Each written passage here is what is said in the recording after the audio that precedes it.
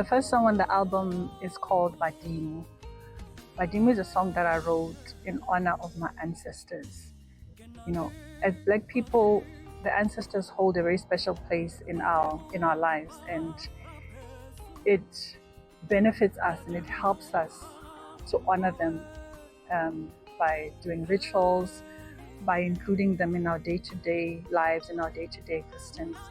So this song specifically came about at a time where I was going through a spiritual transformation, and it actually just came to me I wrote it in a few minutes. It felt like it was a channel, it felt like I needed to write it for them.